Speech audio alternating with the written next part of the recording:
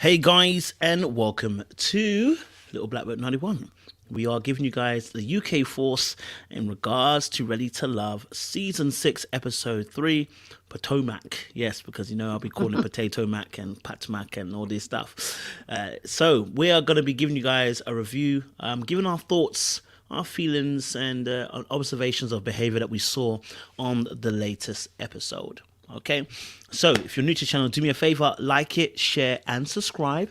And for those of you who are returning, you already know what it is, baby. You got the minerals, and stay hydrated because the streets out there, they're very, very hot. Okay, but I'm joined by some fabulous guests today. I'm not alone. I've got a panel of fabulous, wonderful experts. Yes, they're going to give us their thoughts as well. I'm going to let each individual person introduce themselves. I'll let you know where you can also follow them as well on social media. So, Ms. Lash, if I let you go first. Hey, I'm Jessica. You can follow me on Instagram at Miss Lash. Come check me out. I'm a professional dancer. I won't bite. Holla. That's it, done now. JR. Hi there, I'm JRXTV. You can follow me on Instagram at JRXTV, personal trainer and entrepreneur. Love that, love that. Miss Charlene. Hi guys, I'm Charlene, the vocal alchemist. You can follow me on Instagram. You can find me here on YouTube, and I help people to speak powerfully so they make lots of money. Love that, love that. And Fab, talk to them. Hi, evening everyone. You can find me on Instagram at That's Why I'm Fab, talking about all things Christian content, and on my podcast Black No Filter, on Instagram too. Love that, love that. All right, so this episode was quite an interesting episode. It wasn't necessarily explosive. It wasn't necessarily, filled with any tea or anything crazy per se. But what it did have was, I guess, some kind of moments that you kind of saw certain behavior starting to come out. We saw Dakiya and Eric. We saw Cornelius get evicted. We saw Paul almost evicted because he's late on his rent with Sabrina, and we also saw a couple of others involved. We saw an introduction of AP, who's a vegan, and she had a date also with the lovely Clifton, and then Clifton almost caught a body of his own body, when he had a coconut, which was obviously, again, an allergic reaction. Which, by the way, I'm still not sure why you wouldn't ask somebody what's in their food before you eat their food if you know you got strong reactions to, allergic stuff. But hey, that's TV, they say. So let's kick it off strong with the very first thing we kind of saw. We saw Dakiya with Eric. They had a lovely date.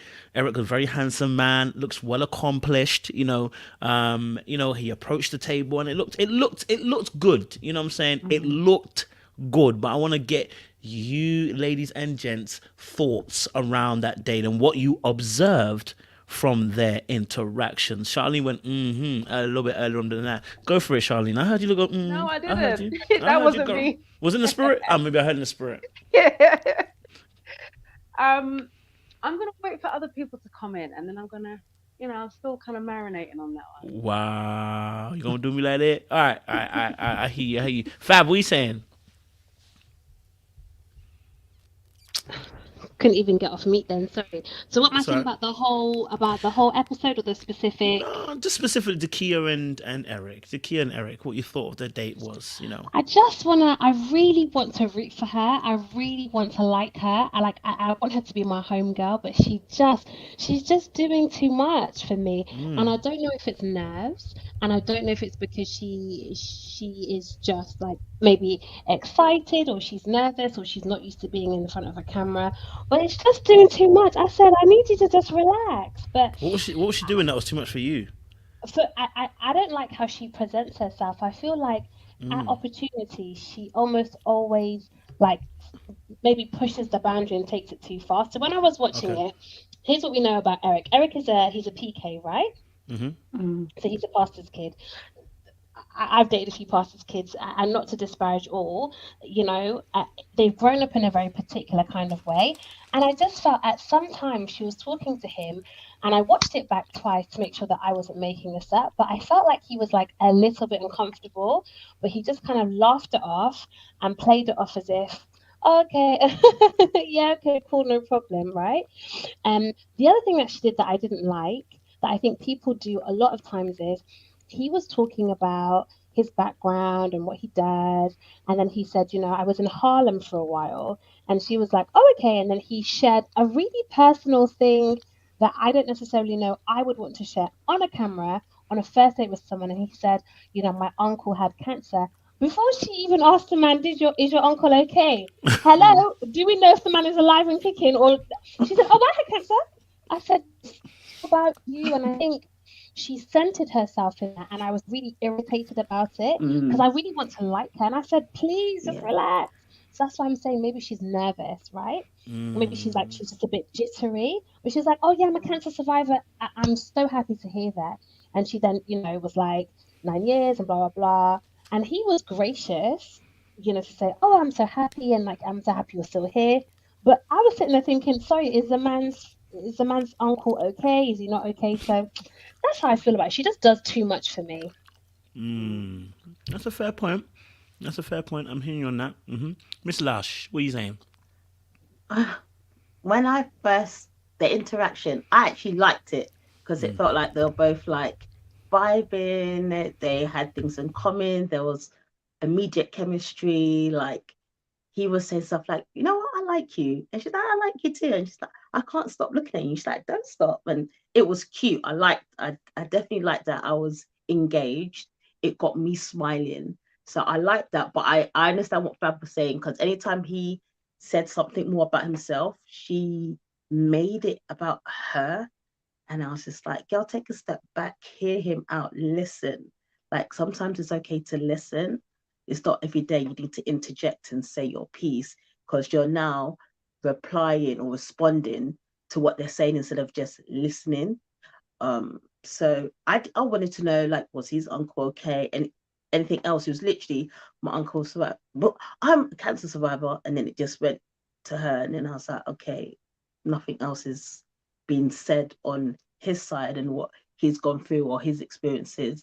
So it would have been nice that she took a step back and just like listen to the brother. I know you're feeling him. He looks good. He's dressed well. Like just enjoy the moment and be in the moment, be present, and not so like it's just too forward instead of just like enjoying the moment. Let it into when you're cooking food and it's seasoning, not every day just like dash. Let it marinate nicely. So, but I did enjoy the chemistry together. So, I don't know. It's a very good point. Let it marinate. It's a very good point, what you says. Let it marinate. Good point. JR, what was your thoughts towards Eric and Dakia's date? What did you notice? What were your observations? I noticed good chemistry between the two of them. She really seemed to warm to him quite quickly. He warmed to her as well, obviously, with it being his first date. Um, they seem to have a couple of things in common, which is always good. I think that keeping it light on the first date, I don't think he needed to go into too much depth about the uncle per se and any tragedies or traumas at this point. You know, first meeting, see if there's any chemistry, see if you vibe together, have any similarities. Um, I like the fact that he was quite open with not only his previous relationships and having the kids and stuff. And for me, they discussed quite a lot without going too deep and going into, sob stories and really dampening the mood. And so, yeah, all good so far for them two. All good. Love that point. It's good points there, JR. Thank you. Good points. Charlene, talk Hmm. to me. You know what? I've got a little bit of a different opinion. I didn't really think that their chemistry was that great. This is how it felt to me. It felt like Eric was nervous. He's brand new to the show. Dakia is doing this thing whereby, you've got all these beautiful flowers in the field, right? And these beautiful flowers in the field represent all the women on Ready to Love. What Dakiya is doing is she's craning her neck to be the tallest, most beautifulest flower so that she gets noticed the most. And what's happening is, Correct. right, Fab, what's happening is she's not being present with the process or with the person in front of her. What she's doing is she's very hyper aware that there are other beautiful flowers in the field and on the show. And so there's this thing of, look at me, I'm relevant, look at me. It's that kind of energy. And because of that, I would be surprised if her and Eric, if she doesn't calm down, actually spark.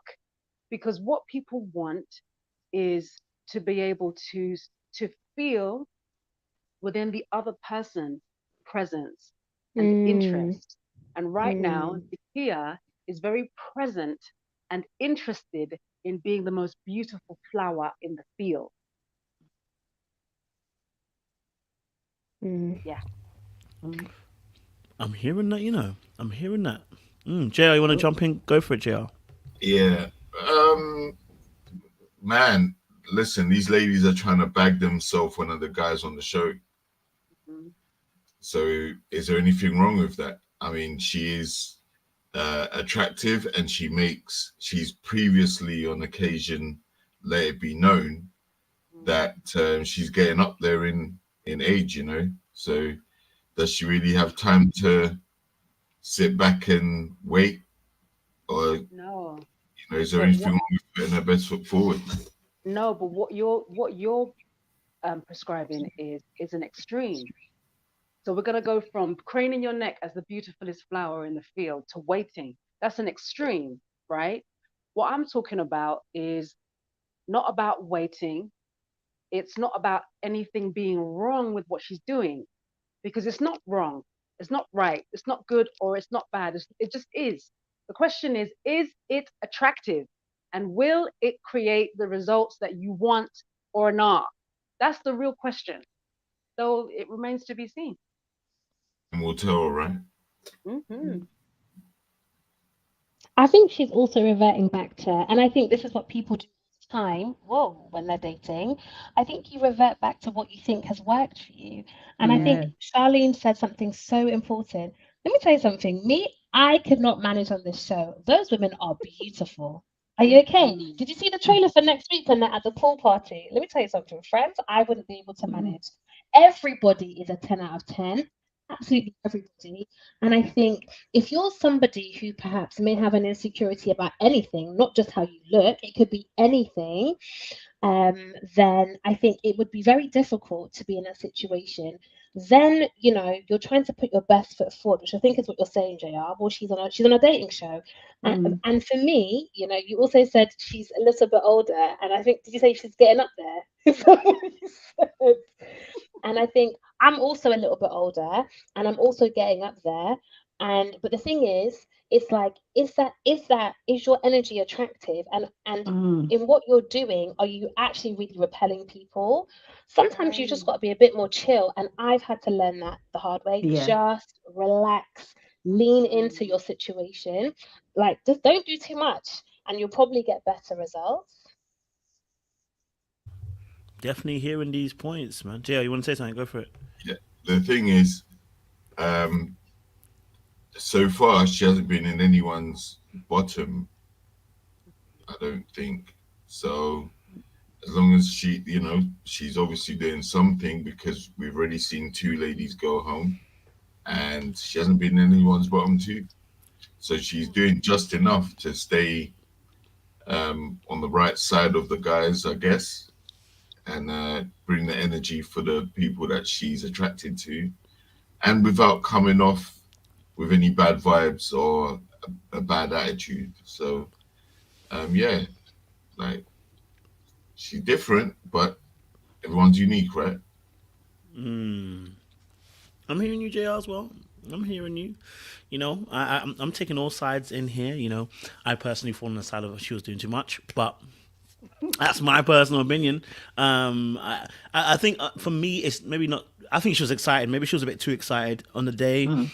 And I guess for me, I hate people that do that thing where you're talking and then they say "me too." It's actually my biggest pet peeve. That's why I probably zoned in it so much. I was like, what? Why is she doing that? Because whenever people do that, they think they're connecting with you, but they're not allowing you to connect with them. Really, what they're doing is centering themselves in the conversation again. And so obviously we have to wait and see. Maybe when she has another conversation with someone else, we'll get to see her in a larger extent. Does she do that again? Is it a pattern, or is it just a one-off that she was excited and she did that? Do you know what I mean? Or was she just nervous about the situation? I'll take that into consideration as well. You know, that someone could be nervous. The cameras are there. You're meeting this guy that you kind of like. You know, you might come off a little bit different than you usually do. History says no, but we always leave that open. You know what I mean? The history does not say that nervousness kicks in at these points. Usually they're doing that because that's their normal base behavior that they feel comfortable with. And it's something that they might have to be more aware with. So we'll wait and see. We'll see if it's a pattern, and we'll see if that's something that she does all the time. But you know, I thought they were good. I don't think he's as interested as they made it out to be, just because of how much energy he put into. I've got to see what other ladies are saying. I said, oh yeah. I'm not saying you don't have to see what other ladies are saying, but it's the way he kind of said it. I said, brother knows. He's not gonna stay here.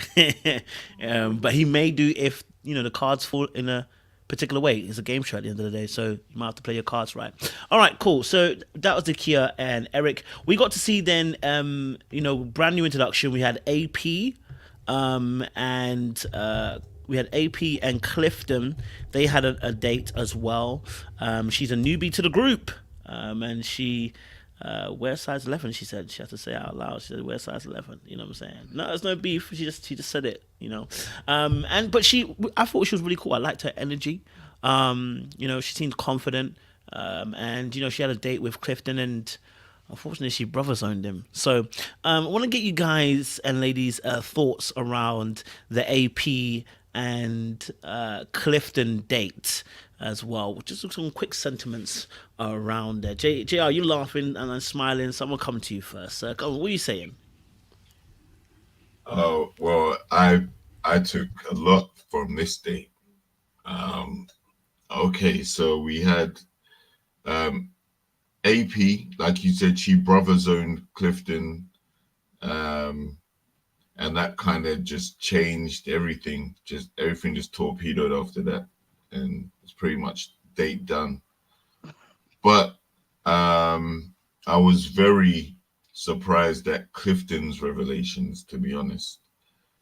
That's what struck me the most. So we now realize that Clifton's been divorced twice, and he has 2 kids, the youngest being 3 years old. So that to me was very significant. Why? Because obviously we didn't know that before, and he's been a hit with most of the ladies there. In fact, he's probably their top. So that was interesting. And with AP herself, she came in quite confident. The vibe they had up until the brother zone part, I thought they could have gone somewhere with that, with their connection, but that was a big mistake. Well, it wasn't a big mistake. It was a big admission that kind of signaled the end of their date. Can't come back from that one. So yeah, that's what I took from it. And JR, do you think I'm just throwing it out there, it probably has nothing to do with it, but I want to ask you, do you think him mentioning his position, because remember, she hasn't seen him like everybody else has, so she's meeting him first time, do you think his admission, maybe he's saying he's been divorced twice, 2 kids, one's 17, one 3, it's a big gap. The 17 one's grown now, but there's a 3-year-old.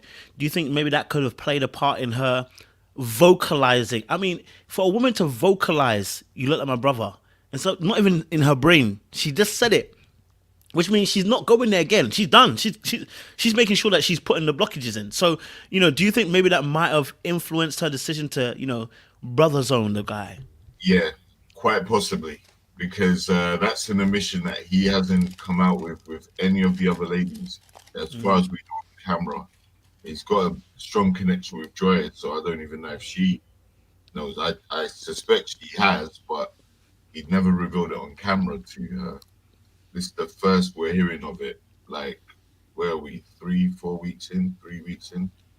So, yeah, like he kind of put a spanner in his works too with that revelation. Because some women may be put off by that. 2 baby mothers or 2 failed marriages. That might be off-putting for some. So yeah, let's get the ladies' takes and see what Papa Bear Clifton, what damage he did to his rep with the ladies. Thanks, JR. Ladies, what's the damage, Charlene? What's the damage? Oh, he's still a tall glass of water. Let's just be clear. Okay. But to be honest, with you, right, I was stuck on the fact that she's a vegan. They went to a vegan restaurant, and Clifton said, "I will be vegan if it's on a turkey sandwich." I'm stuck there, okay, because immediately they're kind of Xing each other out, because it seems like if she's taking him to a vegan restaurant, it's not just a diet, it's a way of life. And for him, he's just like, and he's side-eyeing her and she's side-eyeing him.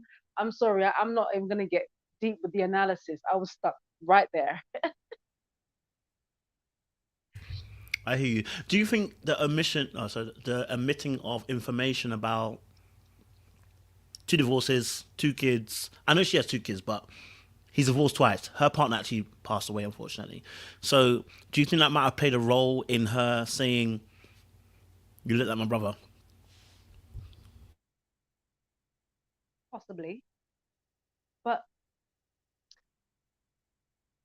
see, when you friend zone somebody or you brother zone somebody, it's because there's no polarity, there's no spark. And I don't know if somebody having multiple divorces would create no spark. It just may not be something that you don't want. I think there's something more to this, as to why she brother zoned him. I think there's other elements involved. Maybe some core values are not complementary, or there's a mismatch.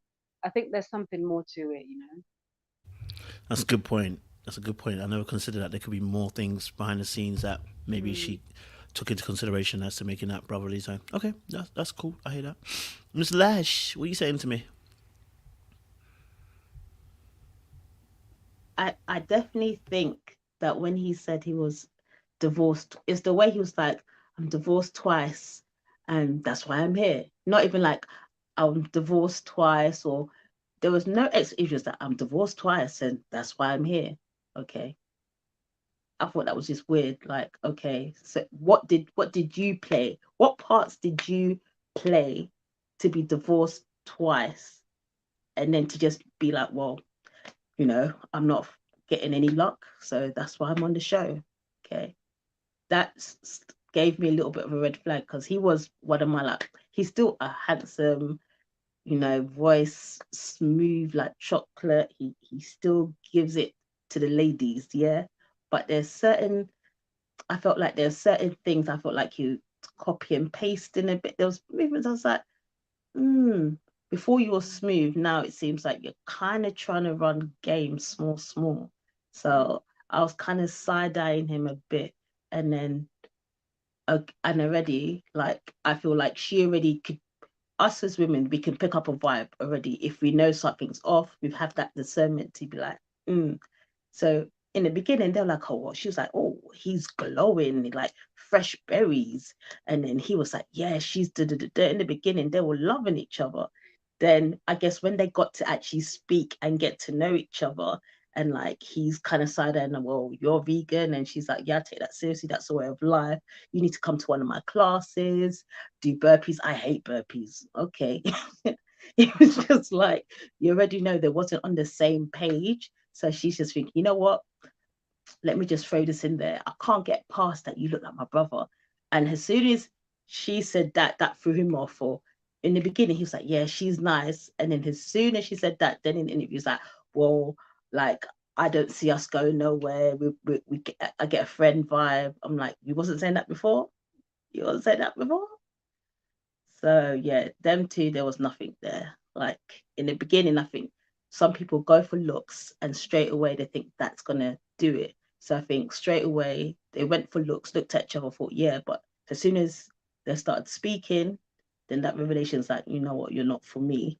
Then that was it. She had to just make sure, let me put that line there, let me let it be known. Yeah, you're family, you're the fam, you're the bro. That's it. You know what? I love that point you made there as well. Yeah, I didn't consider that point. You know, it was a good point. Why would you brothers own somebody, Ms. Lesh? Talk to me. Why would you brothers own somebody? If you see no no promise, no future, no prosperity with this person, if the sentiment's there and in your chest you feel like, nah, you ain't for me.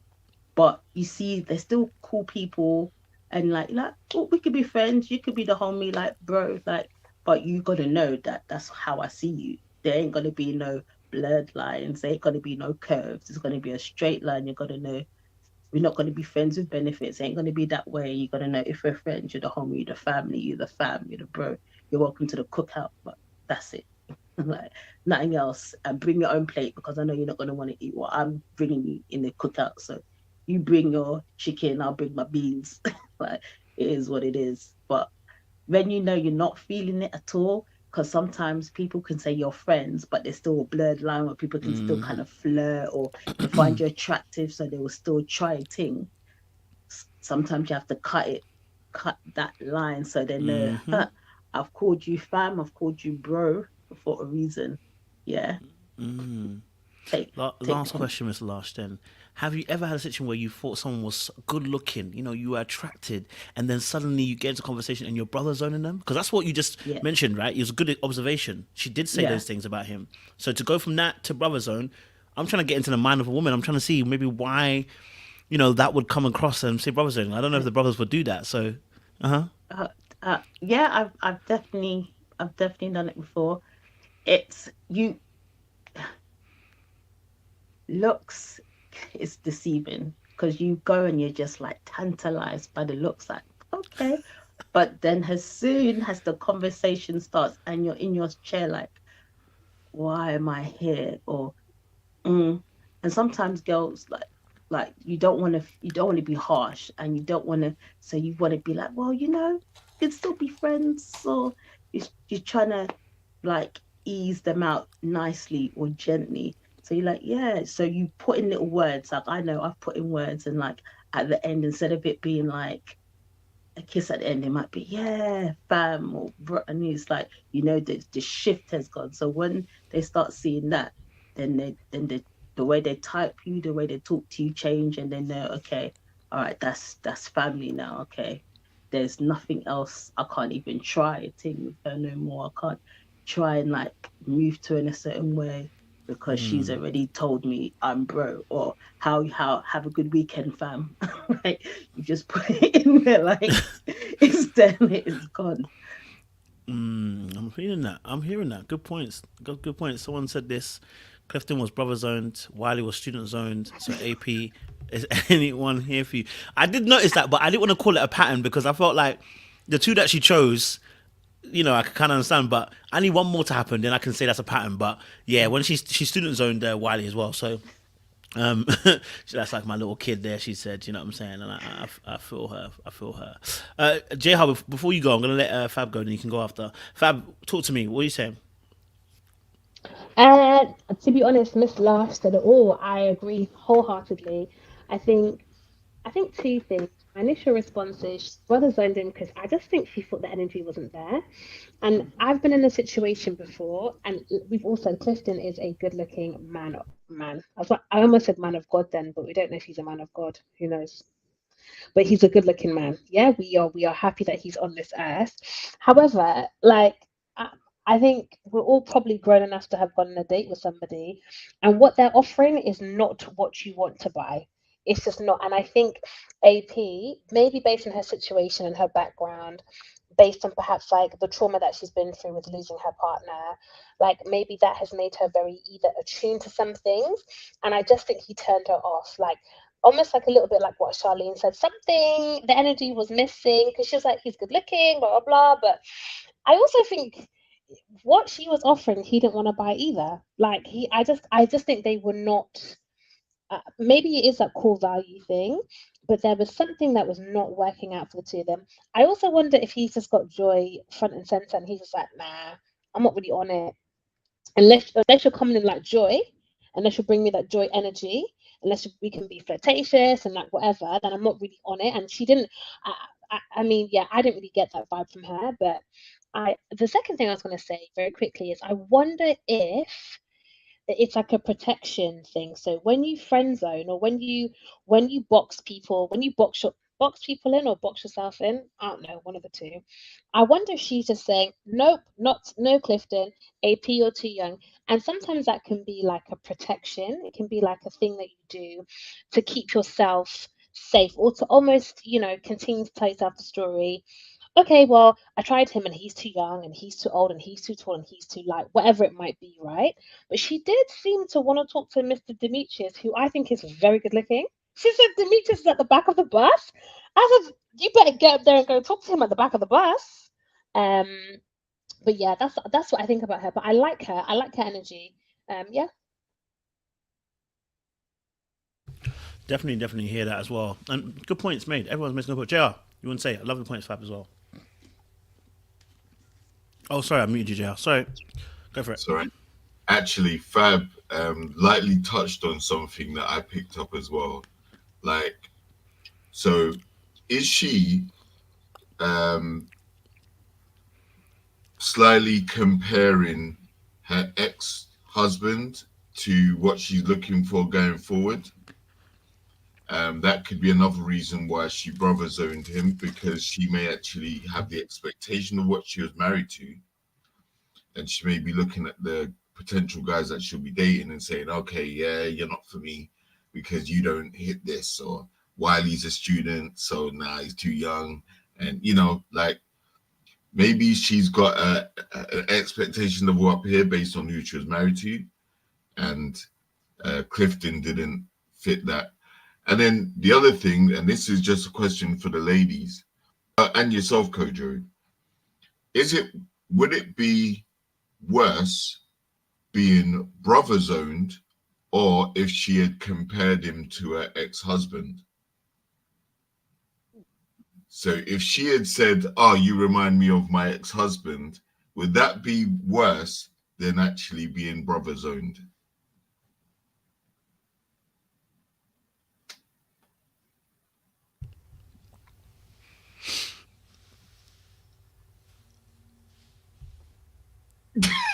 Anybody? I think it's worse. It's worse. I think it's worse because imagine you go on a date, right? And put yourself in those shoes where you're on a date with somebody whose partner passed away. They're now getting out there, dating, and they just say, JR, I like you so much. You remind me of my ex-husband. Now they're not even seeing you, JR. They're seeing the past. Yeah. So they're not available to actually take you in your entirety, because they're still stuck in a time that isn't now. And that can get a bit creepy. I think that is worse than being brother zoned, because with being brother zoned, okay, you may not want to be brother zoned, but at least it's clear. That other stuff feels muddy. Like, does she like me, or does she just want to recreate her past? It's hard to compete with the dead, and I say that, and that's a very harsh thing. I know it sounded harsh. Yeah. Let me qualify why I said it. Let me qualify, because no, that's no, Guys, you're not gonna laugh now. I say that because my stepfather passed away 12 years ago. And as a family, it was hard. But it was 12 years ago, so we have moved on from that. But it's very hard to compete with that. And the memories that you create of somebody often are rose tinted, so it can be very difficult. So that's why I say it's very difficult to compete with someone who's passed away because everything is wrapped up in they were a perfect person, and people aren't perfect. Do you know what I Exactly. mean? So that's really why I'm saying, nah. It's worse to be compared to someone's, passed away spouse. That's a lot to do and to That deal with. that's actually why I asked the question. Hey, question was hard. I mean, I think Charlene and Fab have already answered it for me, so I don't need to answer that. You don't want to have either, to be honest. So it is what it is. But good observations there. And do you know, I'm taking everything that you guys have all said. I do hear, and I'm personally, I actually think she's on the wrong show. She must be here to promote her business because I do not know why she's here. I'm going to be honest with you. If your husband was great, he was good, this is not the show to come on and find your husband. Ready to Love hasn't got a good history, has not got a good record for finding husbands and finding partners. You're on the wrong show, darling. You're here to promote your business. Let's keep it a buck. You're here to promote your coaching business, get a little tutu buck and get tutu sign, and you go and lead the process. Because if your husband was really as good as we are feeling that he was, this is not the show you come on to. This is not the show you come on to. The record speaks for itself. It does not produce quality men. I'm so sorry. It does not produce quality men. Sorry, men who are on the show, who have come onto my channel to be interviewed, but it doesn't produce quality men. It's just that simple. It doesn't. Charlene, what are you saying? Listen, Kojo. Am I being harsh? Listen. Am I being harsh? No, you see me tapping the chin, babe. Like, because I'm just like, you might have a point. Yeah. There's something about AP, something that I picked up on even in her introduction. You know, everyone on the show, they have like an introduction. It's not confessional cam, but it's like just one camera on them, and they're talking about who they are, what they do. When I recall her introduction, I did kind of feel, and it was so subtle, her attachment to speaking about her coaching business. And then when I think about her energetics, right, she's very polite, but almost business-like in the way that she's moving through. And so what you've said sparked something. And I was like, you know something? I actually do think that she's here for love. But you know when it's like there's a yes and rather than a yes but? So yes, she's here for love and she's here to promote her business. This is what I feel. And I want to thank you for bringing that in the room because I did not see it comfortable. I didn't see it. Yeah. I'm liking that. I think they're all here to promote their business. Who on this show, for the past 3 seasons, let's be real, who on this show isn't an entrepreneur, social media star?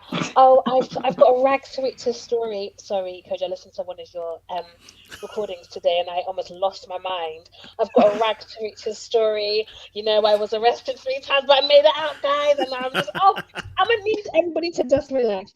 Honestly, I need people to come on Ready to Love who are ready to fall in love. Not ready to promote your Instagram business, not ready to become a TikTok dancing sensation. That's not you, by the way. That's what someone else, Kodo.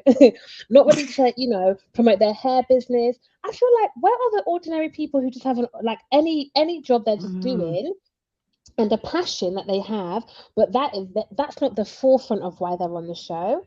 I just said, nah, this show is Love Island because everybody wants to get something out of it. Do you understand? The output isn't love. The output is a deal or a clothing endorsement or whatever it might be. But I think that's the nature of the show. It will attract those kind of people, though, you know. Yeah, because you're right. For you to go on a dating show, okay, for you to date, and then for you to date as a reality television show, you have to have a certain kind of personality, the kind of Mm. personality that wants to be front and center. See Mm. me. You see how you say, Fab, that you can't be on the show because no. See me.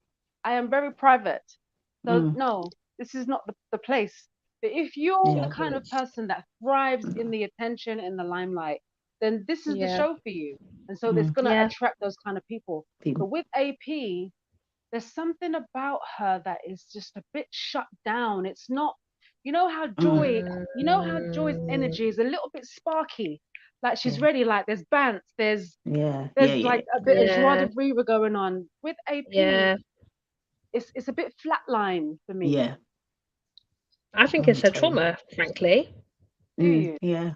Yeah, I think it's her Yeah. trauma. And that's why I Yeah. mentioned it, because it was Walter on the previous season whose wife had passed. Was that correct? Walter's Yeah. wife had, but we're not going to talk about him because he also blew my mind again. Anyway, but he had more. No, he was moving very reckless. But he had more energy. Maybe that's because of his personality. But I think you're right, Charlene. Joy seems a little flat behind the eyes, and AP. maybe. AP. Sorry, I'm sorry, AP. AP seems a bit flat behind the eyes, and I don't know what it would be, except for she's still perhaps dealing as she would be with the passing of her spouse. No, Does I'm anyone hearing know that. how long ago her spouse passed? Does anyone Wasn't it know? 5 years 5 years. ago? 5 years. years. Yeah, 5 She years said ago. she's done the work. Like he passed away 5 years ago, but she's like it's taken her 3 years to get her into the space that she's in now, that she's ready to date and meet people and love. And sometimes people might believe they're ready before they're actually ready. So just don't know. But I'm still surprised that she would come on a show like this. Just because, like I said, it's not like you're single and coming to find someone single. What I mean by that is she didn't come from singledom. She came from being married. Do you know what I'm saying? For 10 years. She didn't divorce. The person passed. So when you're looking for a partner that's going to be as equatable standard as what you had, Yep. Ready to Love is not the show Not you're the going. place. Like if you're a sensible person, Nope. Ready to Love is not the show you're going for. That's what alerted me. Like I don't know if you're here really for love. Maybe you're trying to test yourself a little bit. Maybe you got a bit of a competitive side that we don't see. Maybe you want to maybe you're not gonna be, you're not all in. Right? If it happens, it happens. But I'm just here to just be here. I can get a little promotion. At the same time, I can talk to people as well. You know what I mean? Yeah, I can get my toe in the water. This is a little warm up, for the dating and going in maybe. But I can't see her coming in it being mad serious, because I'm just like, baby, you had a whole husband who you cared for, loved, and it seemed like you lot had a good relation, and then he passed. So it's like, I'm looking at it and I'm going, I wonder. But it could be the fact that she just is a very business orientated type of woman, and that's just the way that she operates. It's very clear cut. That's how she is. She's just very straight down the line, and maybe that's also another aspect of her kind of thing. That's the way she does. Because the words she chose when she said Wiley, he reminds me of my student. yeah. I was like, okay, baby, listen, I know you're older than him, right? And all you had to say was, look, I'm a little bit older than him, and left it there. She didn't. She added it on and said, he's like a student to me, which means you're already putting yourself on a higher pedestal by saying he's a student. It's not just about his age anymore. It's about his age. It's about the way he behaves. It's about the way he's coming across to you. That's no longer about age and you saying, I don't know if he's going to be in my zone. Yeah. So she's already got a mindset towards that. So I'm not saying she's bad or anything. I'm just saying I wonder if there's a second motive behind why she's on the show. Thus, it will make it a bit more difficult when you are dating, just like a lot of people on the show, because they have two motives.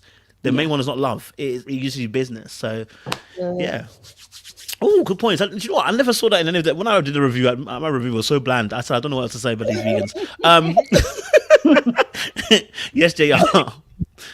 Maybe as a consequence of her partner passing away 5 years ago, she threw herself into her work more. And on the other side of the coin, this isn't a show where anybody's a dusty, as they call them. Every single time they're on camera, it brings up what their occupation is. So logically, I would have thought that, counter to what you're saying, Kay, if she is going to move on, she would want to meet someone who's a professional in some regards, rather than go out into the wider world where there's more probably chance of meeting somebody who isn't employed to a certain level. And whereas all the competitors on this show have an occupation, a relative level of success, being black and successful to a degree. That's a good point. I've considered that, actually. Yeah, I never considered that.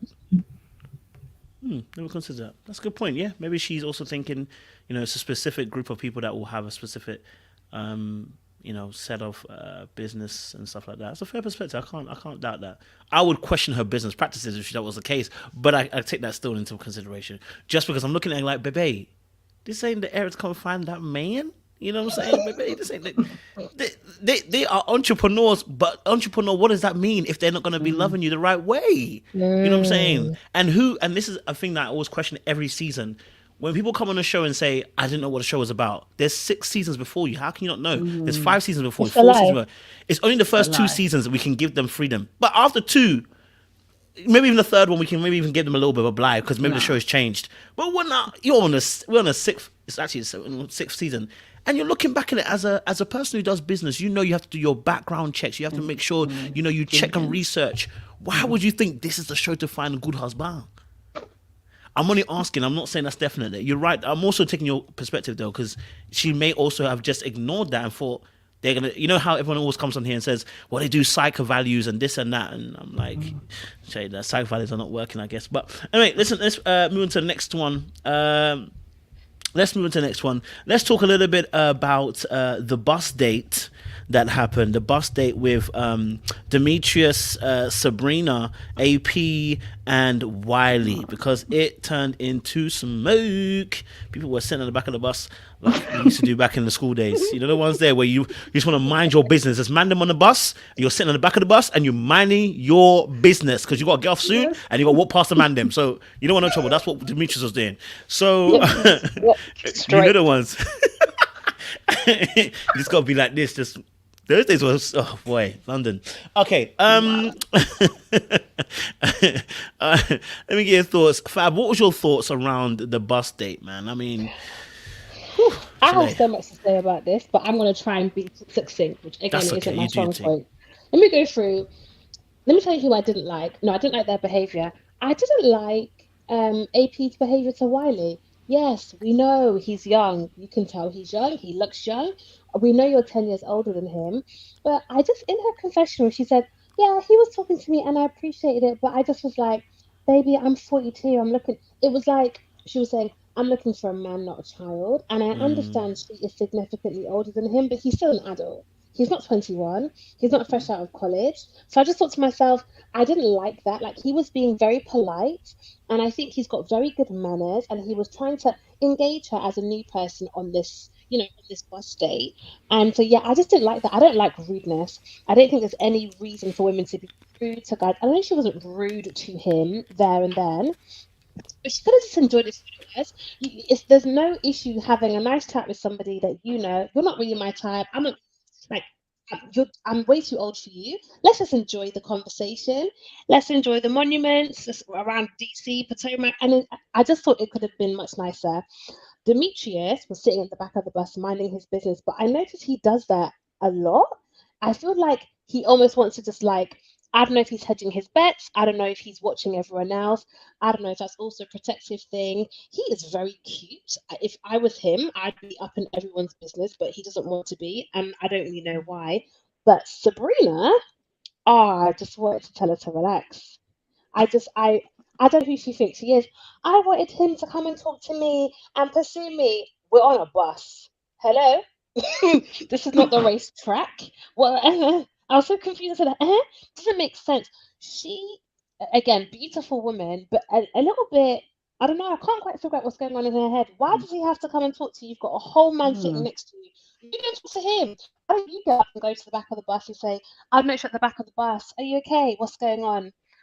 That's what I think about the bus date. I hear that strong and strong. Yeah, man. The bus was narrow though. Getting down the back there would have been problematic, It's like, excuse me. It's like you're in a cinema. Nothing worse than that when someone's creeping past you in the cinema. Miss Lush, what are you saying? Demetrius looked scared. Like his eyes was just like on guard. Like he's in the ends and like he's gone to the wrong part of the ends. And it's just like, it's the ops. Felt bad for him. I'm so sorry. It's so real. Like he was going through the hood. That is what he was looking at. He's like, I'm going through the hood. I'm gonna keep quiet. I ain't gonna say nothing. His eyes was just telling so much. His eyes were so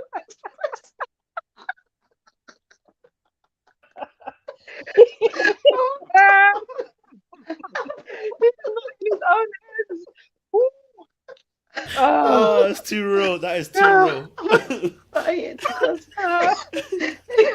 is flipping funny. I don't understand. He is so attractive. I was watching that scene like, whoa, there's no ops coming for you, bro. Oh my God. There's no enemies coming for you. You don't have to. You know my enemies are for me. You know my enemies are around me. You know my enemies. Send money. Demetrius is saying blood. Send me the money now. Send me the money. No, the cameraman was bad mind because he proper done one zoom where everyone's having a conversation, then he just zooms to Demetrius and his eyes was, oh God, you're out of water. Cameraman's out of water. Listen.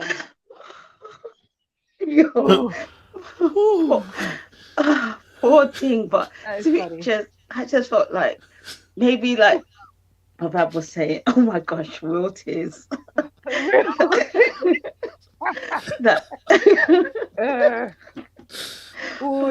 But maybe, I don't know, maybe he's sussing that competition, maybe he's scanning the room, but like Pap said, he's very quiet and he's just very I don't know, some people are like that and they're quite what's that word, when they're not really a people speak. So to kind of be on a dating show where introvert, he just seems like he's just to himself. And I didn't like how Sabrina was going on about it, but I get it. If you're attracted to a guy and you think he's attracted to you and you're having all these conversations on the phone at the show and you're texting each other and stuff, like you want a little smile, you want a little something. But when someone's just sitting there looking like, I'm not gonna go into that. It's just gonna be like, do I even look nice? Am I attractive? Oh my gosh. Do you want me, baby? Yes. I just didn't understand. Everyone's having these conversations and I cannot get the image of his eyes and his face. I was just like, what's wrong? But let me come out of that, because if I keep speaking about him, I'm going to finish. All I can see is his eyes. He's just at the back of the bus. Just at the back out of his depth. He was just like, it felt like, swallow me whole. I don't want to be here. Why am I here? Or maybe he felt like, that three's a crowd, that everyone's on a double date and he's just like the left guy just there, just side man. So he just felt awkward. Maybe he's not the kind of person to, get involved in a conversation. Maybe he's respectful, thinking, I'll let them have their conversation. I'm not going to jump in. So I don't know, but he looked very uncomfortable.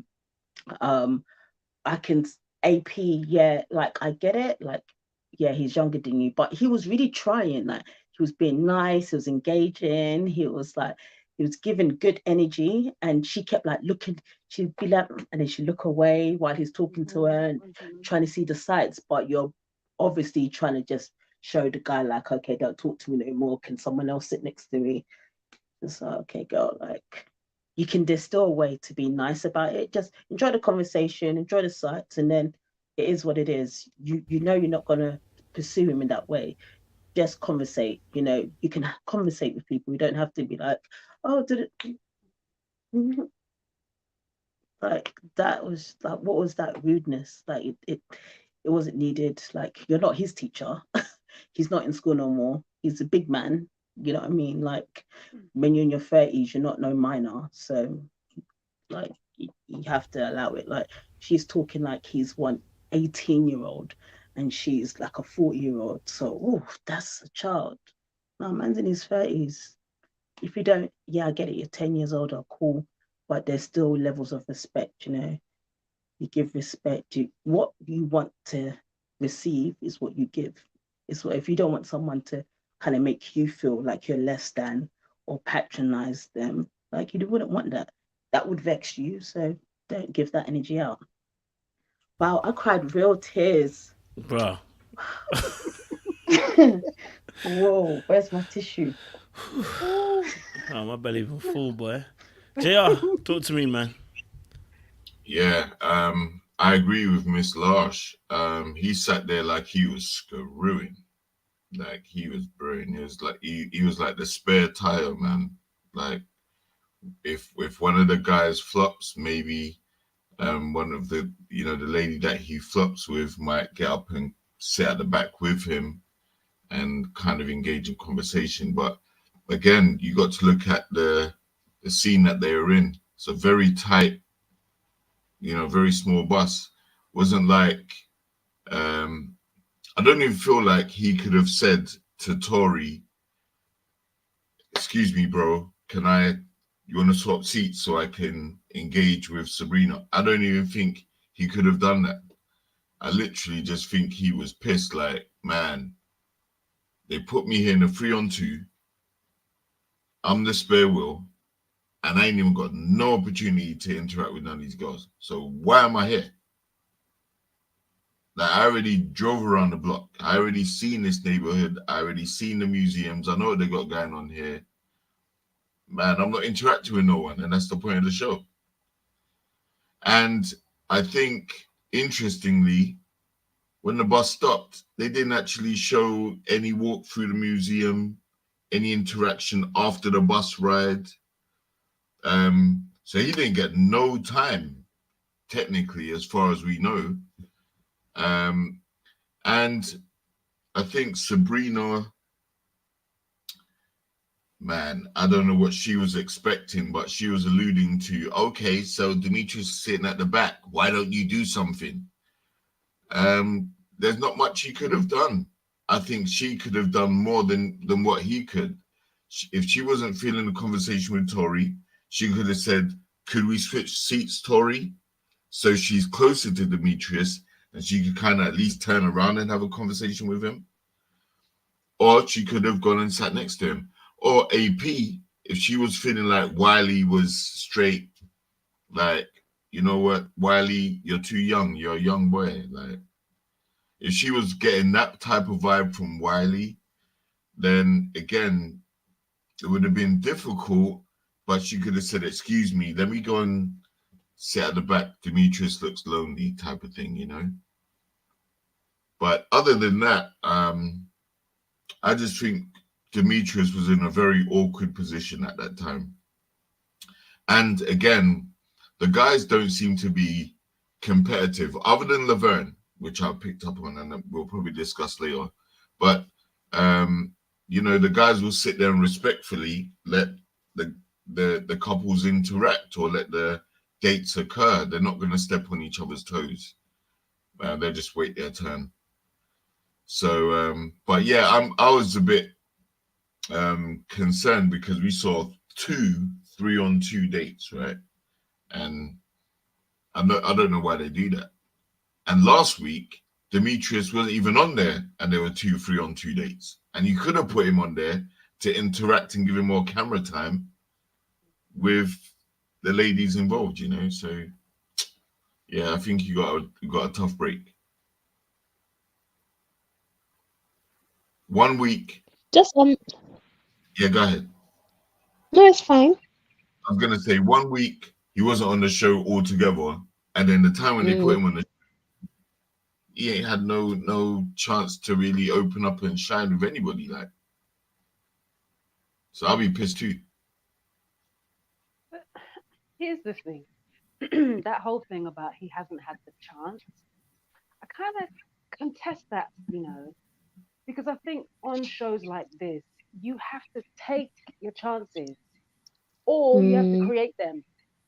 And I think that Demetrius is the king of the tune out. He's the king of the tune out. I just remember his interactions with Dakiya. Her body's angled into him. This is a previous episode. Her body's angled into him. She's excited, and she's talking to him, and his body is straight on, and he's kind of like a little bit into himself, is quite reserved, quite introverted. I am actually questioning, who is Demetrius actually feeling? Who is he feeling?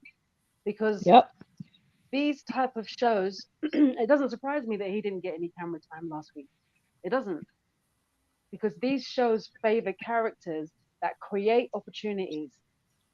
And I just think that he is used to being in social situations and tuning out. This isn't new, but unfortunately it doesn't work. But what I would also like to say with AP, I don't think that she was rude to Wiley. Was it Wiley? Yeah. That she was talking to? Yeah. I don't think that she was rude. I've been in a few scenarios where the guy that is really interested in me, I am not interested in at all. And it's kind of like this fine line where you don't want to put out anything that's going to lead them on or make them feel that you could be interested, because for you it's a no. And then at the same time trying to be respectful and then wanting to, extricate yourself out of the conversation. But you can't because you're on a bus. There's so many things happening, right? And I've been in a similar situation where it's not even a maybe, it's a no, N to the O, just point blank. And so I kind of see the difficulty that she had with kind of managing all of that personally.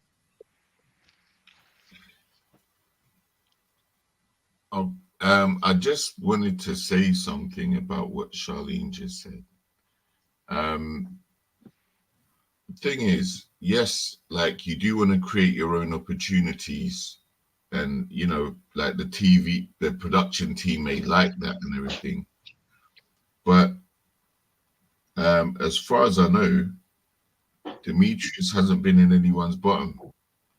And we've had Cornelius, who came in a week later, had quite a bit of camera time considering the short space of time he's been there, and he's been sent home. Or had significant amount of camera time, and he'd been in the bottom, and he'd been roasted, and he's still there, even though by the grace of God. Him. So people are feeling Demetrius with his deadpan or checked out vibe more than they felt Cornelius and Paul, who've had more camera time and have interacted with more people. Or is it a case there must be some stuff that we haven't seen? Or is it maybe a case that Demetrius hasn't done anything to upset the apple cart? Because Demetrius is a very non-offensive character. Paul, however, on the other hand, is more likely to rock the boat. And Demetrius he's a good-looking guy. He puts himself together well. He's non-offensive. So it doesn't surprise me that he's not at anybody's bottom. But it doesn't create a stir, a magnetism. And I'm telling you, man, last season was such a revelation for me in regards to how the types of characteristics that create love and the types of characteristics that create drama and the types of characteristics that repel love away from you. And so looking at this season, I think that whilst being reserved and being an introvert may not repel love away from you, does it attract what you want? And I'm asking this as an open-ended question. I don't have an answer for that yet. I mean, time will tell. But yeah. Good question. Does it? That's a good question. Does the introvertedness fit the show? I think we've seen past few seasons it doesn't. So it usually does. It usually doesn't, because usually the quiet ones get rolled out. But I'm definitely hearing what both of you are saying. Sorry about that. That's under my throat. But I definitely hear what you guys are saying in terms of so Demetrius. I can see also the fact that, you know, he isn't in the bottom, so maybe he's doing something right. But I also see that he can be non-offensive. So at the moment, there are worse characters than him who are who are offending with Fendi, as somebody said in their church. So it, you know, I can understand that, you know. I can understand that he maybe hasn't reached the bottom. I honestly think he's probably better at one-to-ones. I think he's a bit more quieter. He likes one-to-ones, wants to get to know. Because in the deliberation, Sabrina said Demetrius is still her top, which means he's doing a whole lot of talking behind the scenes. Okay, he's doing some talking behind the scenes on the phone. Yeah. He's doing that talk. You know what I'm saying? Yeah. But on camera, he's not showing forth, and that's where the show gets tricky, because as much as it is a dating show, there are producers who are producing, so you may find yourself at an axe grind simply because you know, you're not selling anything on our screen right now. Do you know what I mean? And it's hard to tell a story because you're doing a whole lot of talking off camera than you are doing on camera. So that also is a consideration that maybe later on in the season that could also play its part. So hopefully we get to see more. Hopefully, get to see more of his conversations. You know what I'm saying? He did show a little bit in the beginning when they spoke about his cheating scandal, and he kind of explained that. So, but yeah. Anyway, listen. Let's move on. Let's move on to another day. Let's move on to Paul and Sabrina. He got gently let down. I mean, old girl gently let him down. I mean, this was I personally think it's one of the best letdowns I've seen. Okay, it wasn't rude. Okay, it wasn't aggressive. It was just straight, hey, look, you know what? Yeah. Paul, I just don't think it's going to really work out. I mean, I'm saying it in very simple words, but, you know, she gently let him down. And so I want to get you guys' thoughts on Sabrina and Paul, because Paul looked like he really was feeling Sabrina, you know. Old boy almost had him in tears at the 19 10-minute mark on the film. I remember this because I remember exactly where it was. I saw him. I was like, what? So what's you guys, not me remembering timestamps.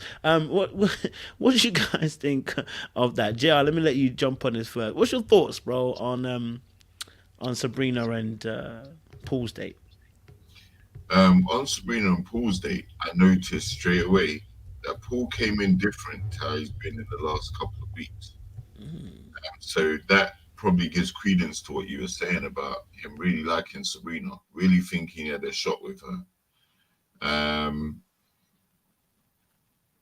She did let him down gently, but I mean, just like we were speaking about earlier, with someone being given the bro vibes or the friend zone, man, he got mentor zoned and grandpa zoned, you know. She was like, Ross, you look like a grandparent or a mentor. Or, I've never heard mentor being mentioned like that, bro. I've never heard anybody say, you know what, I see you more of a mentor. I've never heard that. It's new. Never heard that. It's new. But a strike, wait, was it her? Yes, it was. I think she also said, I see you more as a go-getter. Someone who's going to go out and be more enthusiastic and go out and get stuff. And I'm not looking for that. You know, that's what she actually said. And I was surprised by that because I thought that would be what most women are looking. That would be a plus rather than a negative. Unless she's just not feeling that much and she just wanted to add that in there to give him a bit of, you know, a soft landing. But yeah, I noticed he came in with a different energy to how he's been. And when she did let him down, you could tell he was wounded, but he firmed it. And he said he will try and change a few things going forward. But yeah, I think he really banked on having a connection with Sabrina. Other than Sabrina, I think it's only Portia. Is her name Portia? Um, yeah, there's only one other lady that he's got a connection with, I Oh, think. Precious. Precious. Precious, that's the one. Yeah, Precious. Yeah. Sorry. That's all right. Precious is the only other lady that I think he's really hit it off with. So yeah, Paul, gotta now toughen yourself up and go and see what you got going with Precious. Good points, JR. I'm hearing you on that, brother. Hearing that. Love for that, JR. Sound as always. Charlene, what you saying? I love what JR just said about being mental zone. Mm. Yeah. But you know what? I really agree with what you're saying, Kojo, that she let him down really well. It was so classy to me. Um, without, being dismissive. She wasn't disrespectful. I really enjoy the way that she handled the situation. And it gave us an insight into how Sabrina thinks because she's not just assessing whether she likes the guy or not, she's assessing compatibility, right? So she was saying, I have a tendency to speed up, to be a go getter, and I need someone that's going to balance me and calm me down. And I think that if I was with Paul, that he would speed me up. And for that reason, I don't think that we are compatible. And I enjoyed that she was just so honest about that with herself and with him. Because, there are so many people that get caught up in the likes or the dislikes in dating. And the compatibility question gets left unanswered. Oh, I like him. Are you compatible? Yeah, but I like him. Do you know what I mean? And so Sabrina, she did something that was classy, classy queen. I like that.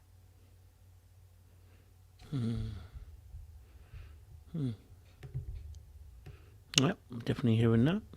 I'm definitely hearing that. And I do believe, I agree with you. It was classy the way she dealt with it. And I mention that all the time because I think, it is hard to let people down and to do it in such a way that didn't hurt him, drastically, didn't destroy his ego or anything like that. It was just more of a case of, hey, look, I see you more. I mean, the mentor one, I'm still wrapping my head around that. But, like, yo, that is a new one for me. I'm going to be using that from now on. I just see you as a mentor. So, yeah, whenever I'm emotionally unavailable, sorry, I see you as a mentor. Fab. You're out of pocket. You are out of pocket. I agree with what Charlene said. I thought it was a really nice way to let someone down, and AP could maybe take a leaf out of that book when, if she wants to let people know this isn't really going to work. I actually think Paul took it quite well, and I don't necessarily know if I think what Sabrina said was her truth, that I don't think we're compatible. I also think that she thought he was her uncle, and she was like, "Nah, I'm not dating my uncle," and that's also fine. So you can say to somebody, "It's the age. I don't really find her attractive." No, but it's okay. It's okay. When you say, "You know what? Actually, we're not really heading in the right direction. You want to go this way. I want to go this way. Like this, two separate directions." There's not much people can really say to that because what she said was very true. But yeah, she said, "You're an uncle, babes, and I'm a fine gal, so it's not really gonna work," and that's okay. I've said that many times. So I actually said to guys on the road because this is a very quick story. When older men just try to talk to women, and they're really married with 4 grown children. My first response is, "Hi, uncle," and grandchildren. Oh God, my first, "Hi, uncle. How are you? Are you okay? I'm gonna call you uncle until you leave me alone." Because it's not okay. And that's what I think Sabrina did, but in a very nice way. And I think Paul took it very well. I think what JR said, there seems to be something that shifted. He took it. He wasn't. He was just like, "Oh, okay, yeah, I was hurt." He kept nodding. He's like, And in his confessional, he was like, "Man, that hurt." And I said, "No, you did well. You did well to sit there and to continue eating, because there have been other guys on Ready to Love who would have got up and been like, what, gone off." So yeah, I was actually quite proud of his behavior. I don't know if that's a Yeah. good thing or a bad thing. Do you think he took it nicely because he really liked Sabrina?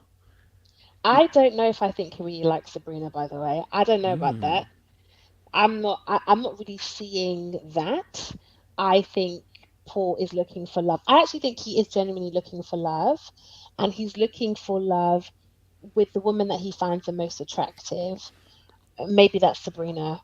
I don't know if that means he really likes her. I think it means he thinks she's what he's looking for. But yeah, I don't know. Fair point. Yeah, Miss Leish, talk to me.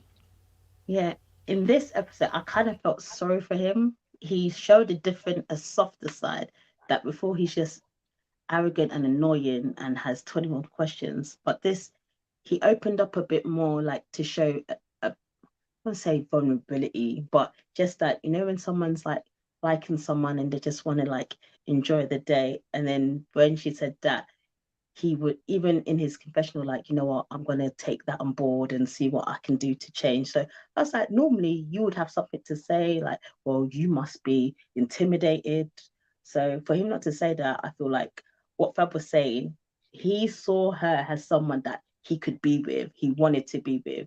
When someone has like, they have an image of how their wife or husband's supposed to be. And then when they find that image, you're like, that is the person. And he went for that thinking that's like he banked on, okay, Sabrina, and it didn't work out for him. I felt bad for him. He was hurt, but he didn't like way he handled it was good. But then when you see other clips, he just lets himself down. And I'm just like, you know what? I felt sorry for you. Now I don't feel sorry for you no more. I want you gone. Now, he should have been gone yesterday. Like, guy has to go. Like, for that moment, I was like, oh, and then I'm over him.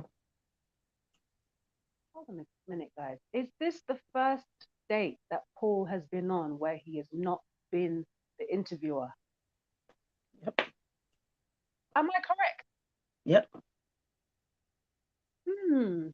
I'm really intrigued about Paul now, You're on mute, my love, JR.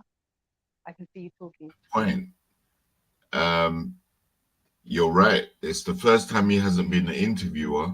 Yeah. And that's because Sabrina has her list, which is probably not only in her phone, but it's probably embedded in here too. So she immediately knew, just from their interactions, he probably doesn't check most of the boxes that she got. Good points, yeah. Oh, sorry, Joe. I think that might work against her as the pickings get slim. You mean the list? Yeah, the list. I'm hearing that. Yeah, I mean, I didn't. Good observation. So I didn't even realize that was the first time he's not kind of like been a interviewer in these dates. And I'm wondering if that could be also a list. And I'm wondering also if Sabrina nullified that energy though, right? Because he's always trying to be on the front foot to try and prove something to a person. It's almost like he's always trying to prove that he's an expert at something, which we'll probably talk about when he's at bowling. He's always trying to be an expert. Unfortunately, the expert came out to be a mentor.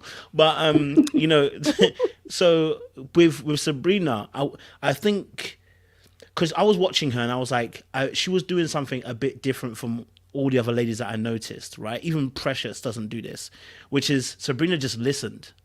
She asked a question and she let him talk. And then she just gave him googly eyes and just looked at him and let him talk. And I wonder if that nullified because his whole complaint was, I go deep. And I wonder if Sabrina was the only one that kind of allowed him to do that for him. I'm saying for him specifically. Maybe that's the only woman that allowed him to feel relaxed enough to be able to do that and him not be in pursuit of the other person, trying to find out how deep they are. So maybe that's also part of that role reversal that happened as well. You know what I mean? Personally, I mean, he probably needs to work on how he asks questions, but he can learn some tips from his mentee that he's got there as well. Teach him how to do some questions. Okay, since we're already on Paul, let's talk a little bit about his conversation with Precious at the end, because that conversation at the end, I mean, talk about a way to blast the person that actually wants you. I mean, sir, you got one leg left. If you don't be careful, it's gonna be gone. You got one leg. Relax.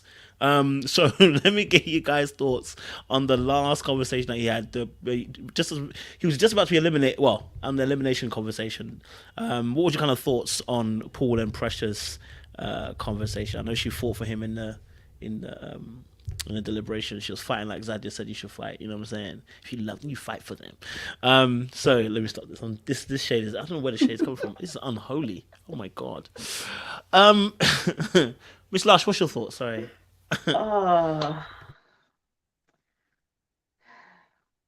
I need a moment for this one because this girl, when she went, hold on a minute. When everyone was talking, she went, hold on a minute.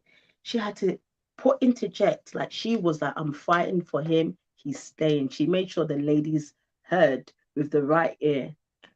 This guy is mine. Please keep him here. She fought for him. So she's like, I felt like I have to be the one to like, I don't want to tell him this news, but you know.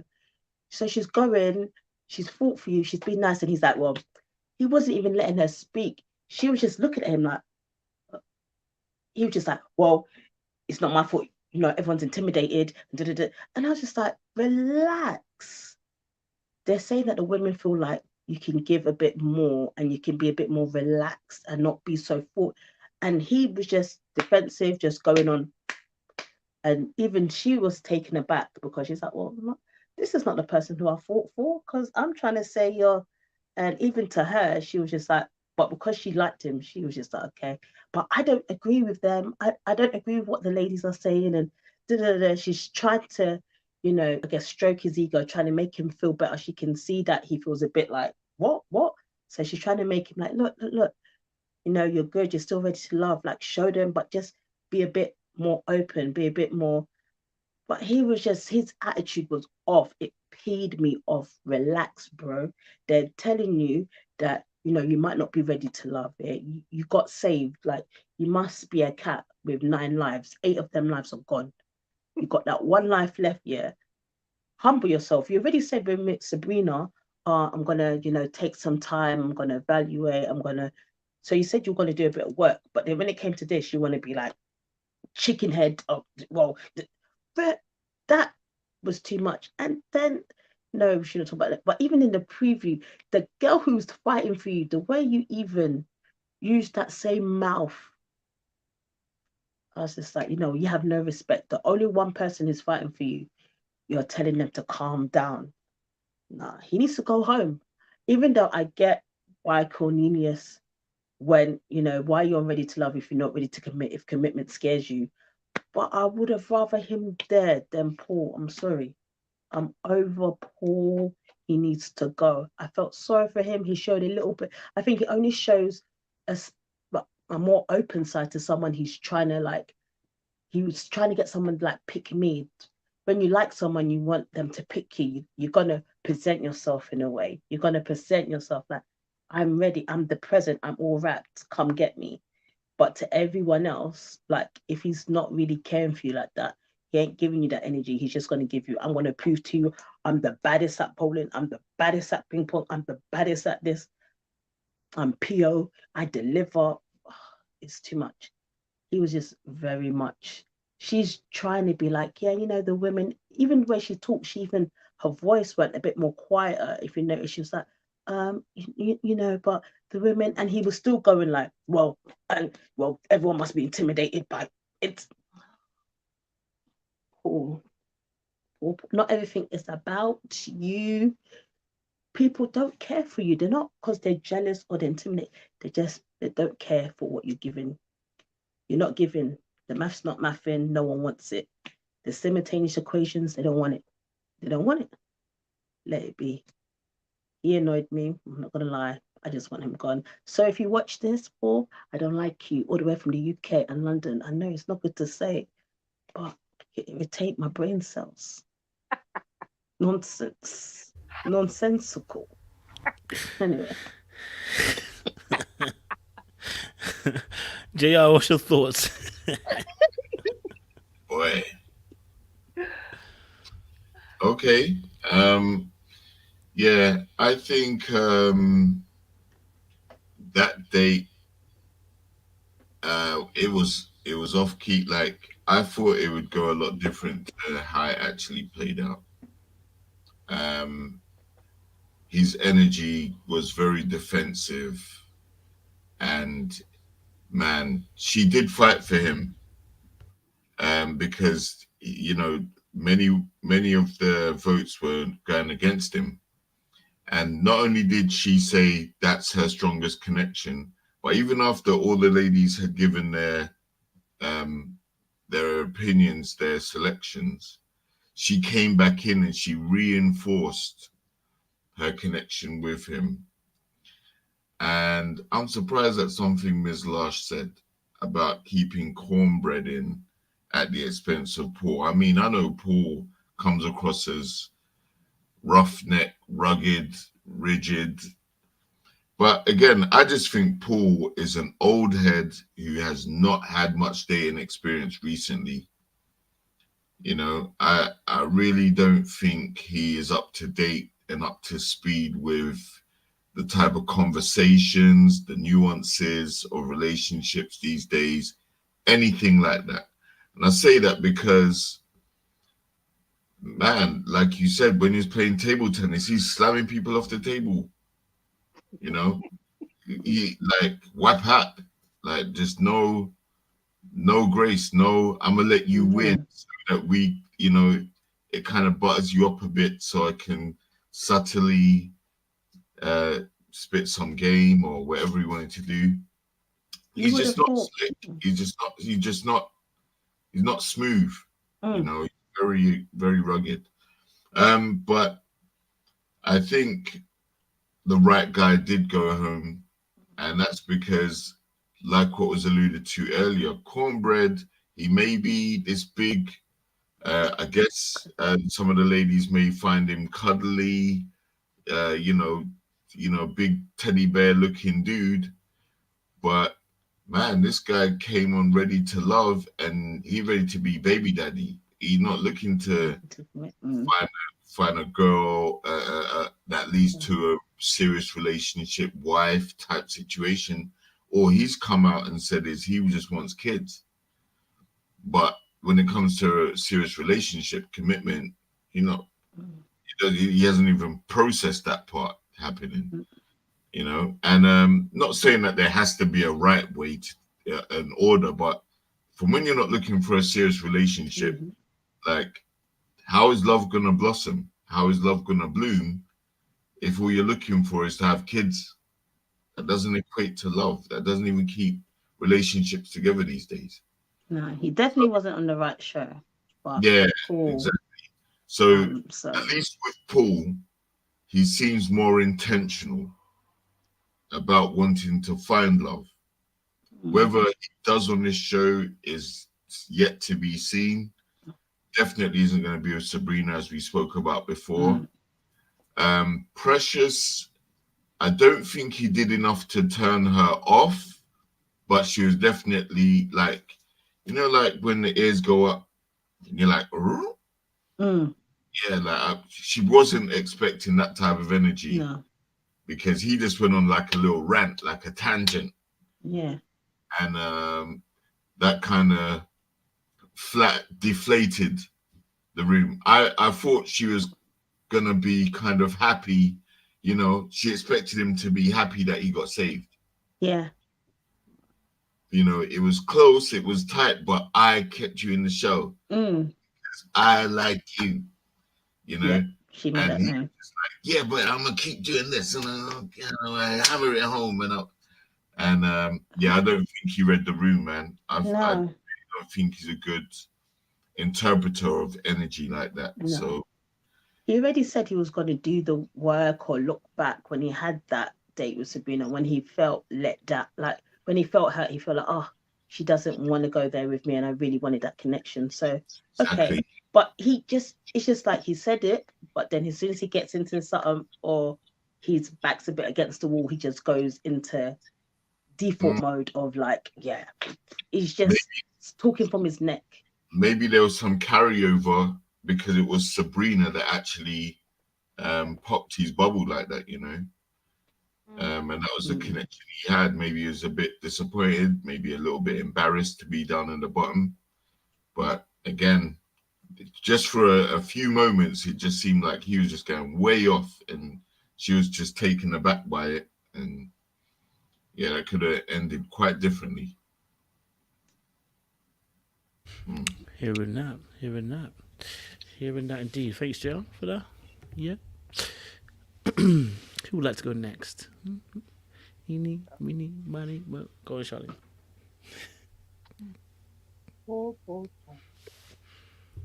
Paul reminds me of Corey from last season, in that he was upsetting so many ladies from the mixer, but kept in the show like he's some sort of production plant or something. You know when JR's laughing. You know when you're just looking at someone and you're just like, what is happening here? Paul reminds me of that, because what we saw when he almost got eliminated has been going on throughout the whole show. This is not new. He has consistently been told about behavior that's repelling the women. But he continues to do these things as if he's not heard.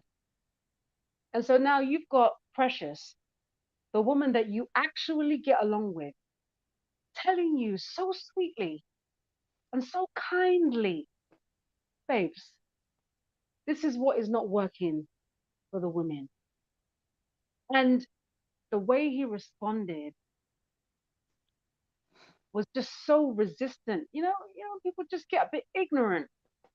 And I think that because of the force of his of the backlash from him, Precious, if she didn't want an argument, had to soften.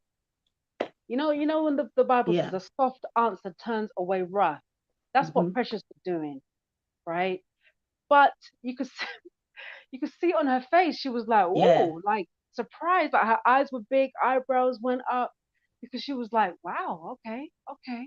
And she's trying to be soft, but she doesn't want to, spark the fire to rage even more. But it's like, what is that personality that will not listen and is stubborn to change? This is not just about dating. How you show up there is how you're showing up in other places in your life, where you're just indignant and resistant. That's not attractive.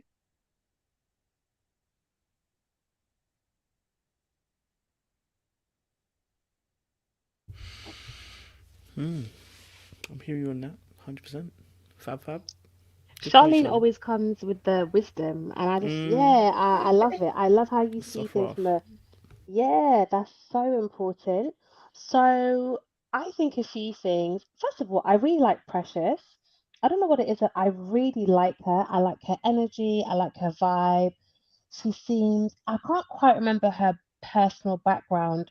She wasn't close to her mum, I don't think, or there was something like that. I don't quite remember the reason why. She was adopted or brought up by an extended family member, and seemingly done very well for herself. And actually, I think everyone's made the point that had she not like engineered and navigated that conversation better, it actually could have gone slightly left with Paul. And I just sat there thinking, you're being so defensive and you're not going home, like allow her to say what she's gonna say, and then please. So yeah, like I was just sitting there thinking, don't bite the hand that feeds you. My girl is in there fighting for you, and you have no idea. So yeah, that's what I think about that situation. I also wondered if it was filmed in a different order. I wonder if that was filmed first and then he had his date with Sabrina, because I don't know. I wondered if, he felt like he was going home and was let down and was really annoyed and defensive, and then had his date with Sabrina and thought, rah, if everyone's saying this, maybe I really have to consider what I need to do to change to remain on this Mm. show, because that kind of makes a bit of sense to me. But who knows? I don't know. We're not the production, magicians do what they need to do. But yeah, again, like Miss Lush, I was turned off by Paul. And I understand that they are like, oh, he's an old cat. He hasn't been in the dating game. Yeah, but he's just rude. He was rude to her, and she didn't. No one deserves it, but she specifically did not. And every time he, kind of was heading towards fire, she was like, oh, okay, well, I'm Mm. just saying this. And I thought it's a very special character that can do that. I don't know if I can do that for you, but maybe 3 days out of 7. That's not a personality type. God is still working on me. If you're gonna raise your voice at me and you're rude, I'm gonna ask you, are you okay? Hi, hello. Who are you talking Right. to? Because my mum doesn't talk to me like that. That's what I'm going to tell you. And that's me trying to be very calm. So I really liked how she handled herself. And I Mhm. actually think she helped him. Maybe he Yeah. realizes, maybe he doesn't, but I think she really helped him. And I hope he I hope he just respects that for her. And I hope he doesn't have to be, oh yeah, it's back to PO box, I deliver. Nobody wants to hear that today, tomorrow, or yesterday. I'm hearing you here, man. I'm hearing you here. Yep, I'm hearing what everyone's saying. And Pierre's an interesting guy. I do think, unfortunately, I don't think he's even the fact that he's old. I tell you that if you're not good at social interactions, it don't matter how old you are, you're not good at social interactions, and that is the honest truth.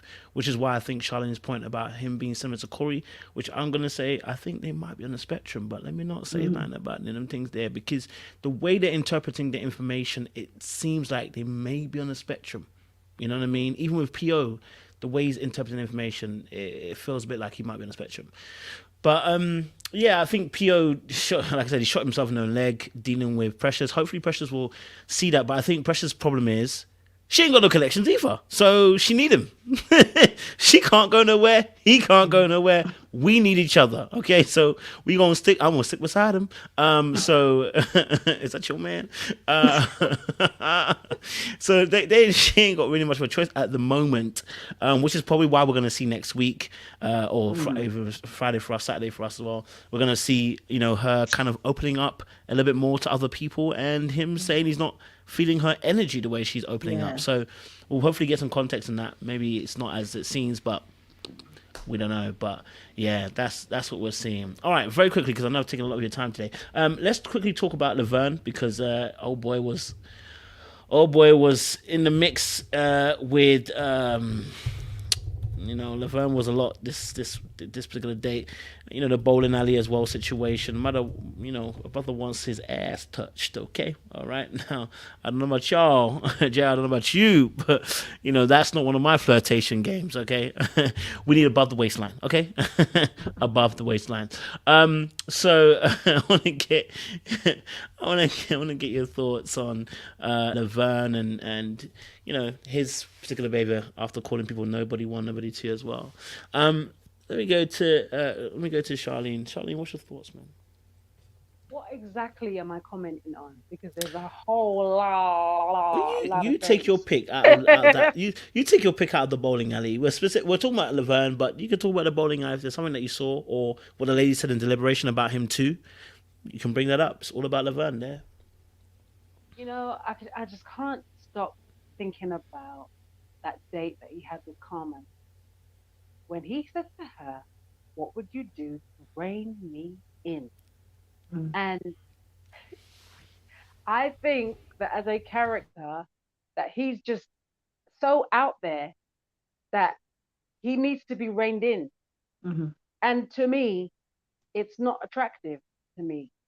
I just think that there's some emotional immaturity there that I'm seeing in him. Even when Tommy's telling him to calm down, I just think that I don't know is it would be hard for me if I was in his presence to take him seriously, which is a shame because I want to, I don't want to. I just don't know. I don't know about him at all. I really don't. I hear that, Charlene. I hear that. Miss Lash, what are you saying? I feel like he's trying to he wants to be in the game. He wants to be in the running.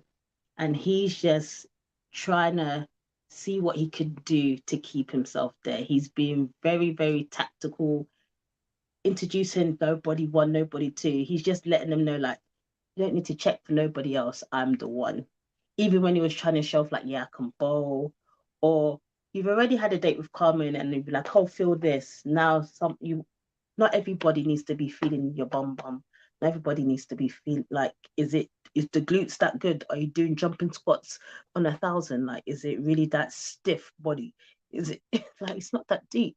But he's really trying to find tactics or little gimmicks to be like, okay, what's going to keep me in the running? So I don't feel like I feel like he's just in competition mode.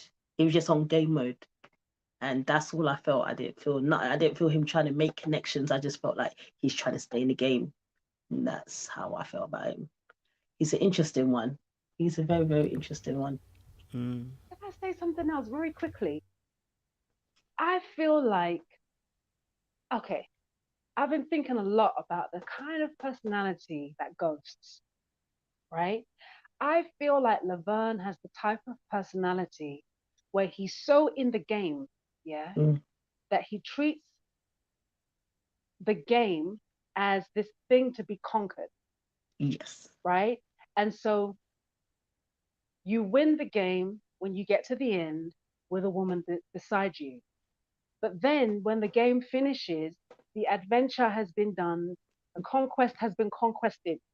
Yep. And he goes, yep. It would not surprise me that if he does get to the end, mark this year, if this comes true, just mark this moment, that if he gets to the end and he ends up with a woman, that on the reunion, she will say, ghost. Yeah. Like Frank? Yep. I'm just saying, folks. I agree. I hear you on that. Yeah. Fab, what are you telling me? I think Charlene's right, as always. I think Miss Larson said it correct. I think Laverne is in a competition, and I'm not too sure if he's in a competition with himself or if he's competing with a previous version of himself. I don't know if it's because he's been divorced and I put him in a very negative mental, because that's also a trauma. But there's Laverne, I'm just saying so much, reminds me. Yes. Okay. Thank you. There is something there. And I think he almost reminds me, this is a bit rude, but reminds me of guys that I perhaps used to date. And I often found that those guys who are very comfortable being the center of attention, very comfortable being overtly sexual, very comfortable being a little bit too flirtatious, pushing boundaries, it's because they were making up for something else that they were lacking in their life, whether that is height or financial security or career progression or whatever it might be. But it's almost like a little bit of, I don't want to use the word cover up, but I do want to say there's something there that you are trying to distract yourself with and everyone else away from. So yeah, I don't know. Laverne he's a good time guy. He's here for a good time, not a long time. Good points. JR, what's your thoughts? I think that Fab has kind of sort of hit the target with Laverne. I think he's in competition with everybody. I think he's trying to show glute gains to show he's got the bigger glutes than the girls, than the guys. I think he's also, he hits leg press on, let's say 200 kgs or whatever it is he's doing. But I think the competitive nature of him being a bodybuilder, I think that's just part of his stick. That's part of his DNA, He just had to compete with everybody. But again, this guy, he doesn't give touchy-feely vibes in a good way, in my opinion. His vibe of wanting to be like, touch my booty, is going to help me bowl better. Yo, and you gutted the ball after that probably too, like straight down the gutter. So like for me, it's like I've also seen him make some very snide comments against the other guys. When Cornelius came in, he was like, yeah, tall, beard, bald, but he ain't got nothing on me, you know? And then he said a few other things to make me think, wow, why are you looking at the other guys? Like, if there's anyone who's got like a competitive streak, it's definitely Laverne. I think he's gonna ruffle a few feathers. He would be the one to cause dissension in the group of guys, in my opinion. He would either do something foul, something backstabbing, or underhanded to come out on top in a situation. And then with regards to his connections and the girls that are connecting with him, I think in a similar way to Paul, I think he's gonna start repelling some of the girls rather than them finding him attractive. Not just his story about, you know, having daughters and being divorced and all that stuff. Nah, I think just his attitude, mannerisms, behaviors, competitiveness. There's a lot of things that aren't endearing qualities. But again, that's just my opinion. There are some ladies who probably like someone to, like, they would probably see an alpha personality in there somewhere where he's trying to be the strong, dominant one and get all the attention. But I don't typically see him having a connection with any of the ladies there at the moment. And yeah, like I said, when he was with Joy, that level of flirtation, I know she goes back and forth. She's a very jovial person, easygoing in conversation.